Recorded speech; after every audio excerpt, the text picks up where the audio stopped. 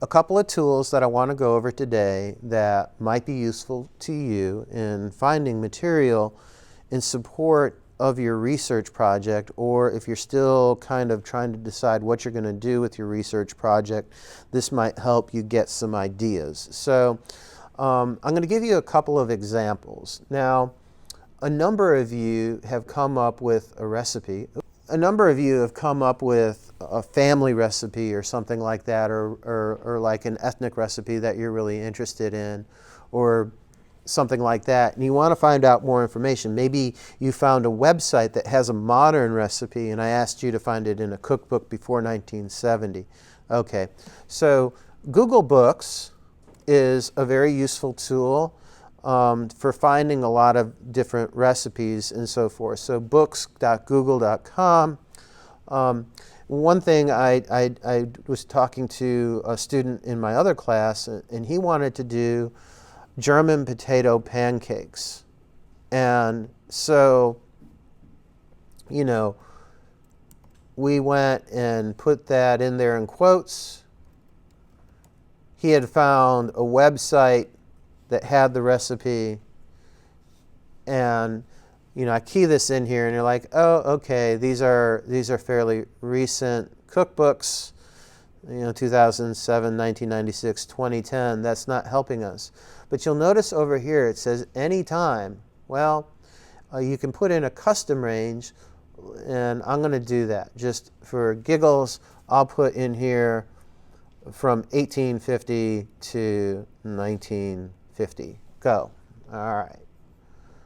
And then all of a sudden we've found some cookbooks, and one of the things we noticed, and this was a great revelation to the student, that actually there are lots of recipes for German potato pancakes, and a great many of them in turn of the 20th century cookbooks, usually in cookbooks of a certain kind, you know. And so we were able to go and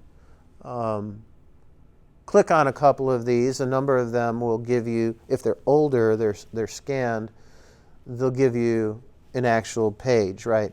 So in terms of using this for your research project, of course, you'll want to go.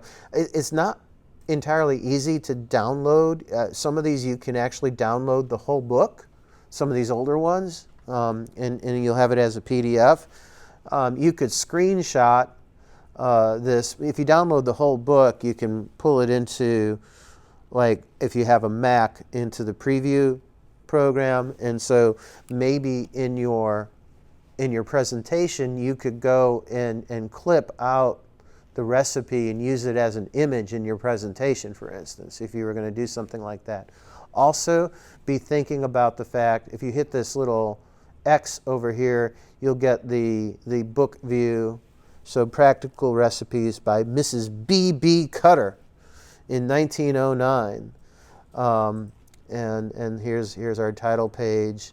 New York, Duffield and Company, MCMIX. So 1909 for those of you keeping track at home. You'll keep that as a citation as well, right? It's one of your sources you're going to use. So Google Books is, so if you've got a particular dish, you know, I had a student in my other class, I haven't looked it up, I could try this live. She was interested in doing coconut shrimp. You know, I have no idea how old coconut shrimp is as a dish, but this would be one way to kind of think about it. The other thing that you can use, of course, is, oh yeah, my Mac is about to die. Go to the library and go to Databases, A to Z, and go to N. Not for newspapers, it just happens to be that all of our newspaper databases begin with the letter N, right? We've got the New York Times Historical N, we've got the New Orleans Times-Picayune Historical N, and then we've got 19th century U.S. newspapers. And so say you've gone, and this is, again, maybe you're doing something more recent, But you've gotten to the turn of the 20th century in Google Books and cookbooks. One place that a lot of recipes or a lot of references to recipes or foods occur is in the newspaper. Remember, sort of starting the 1870s, we see a lot of domestic columns, ladies' columns, recipes. Certainly by the 1890s, every newspaper has got one. All right. And so you can find recipes and kind of discussion about food sometimes in the newspaper. So the 19th century U.S. newspaper database is pretty good. Now, you might try something, and I'm going to put in German potato pancakes, and there are no results, right? So sometimes when you use these databases, you need to think about what you're searching on. Well, what am I really looking for? I'm looking for German potato pancakes, but what about if I just try potato pancakes? Okay, and so I go ahead and I reduce my search down a little bit to just potato pancakes. And then all of a sudden, I've got several articles. One of these, the student got a great, so amusements, 1877. We'll see, it'll be highlighted. Let's see where that is on the page. I'm looking, it's very small. Let me zoom in.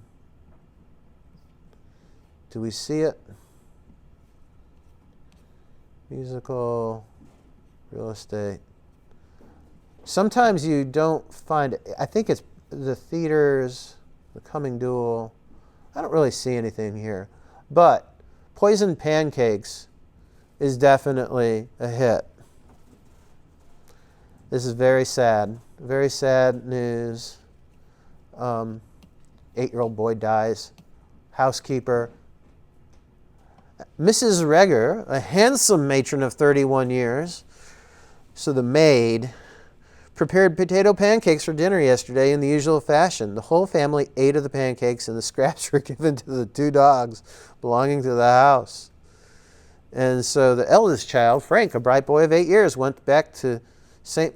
Boniface School. So they were actually eating probably lunch. Which he attended, was taken sick with vomiting very shortly after school opened and had to return home. So he dies. Everybody gets really, really sick. Anyway, so here's kind of like, you're like, well, what does that have to do with anything? But like, if you think about it, like just kind of like just in terms of source analysis here for a minute, right? What's occurring? You realize later in the article that they have this meal once a week, right? It's like a modest family meal that's easy to prepare for this meal when they come together, and it's something, I mean, the arsenic poisoning is like also kind of salacious and interesting, but the point is like here we have a family in I think it was 1885 or something like that, showing like this is a common sort of meal going on here. Some of these other newspaper articles also show household hints. There are going to be recipes for potato pancakes.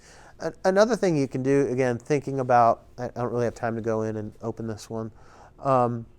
In thinking about this is, for instance, we did one yesterday, a matzo ball soup.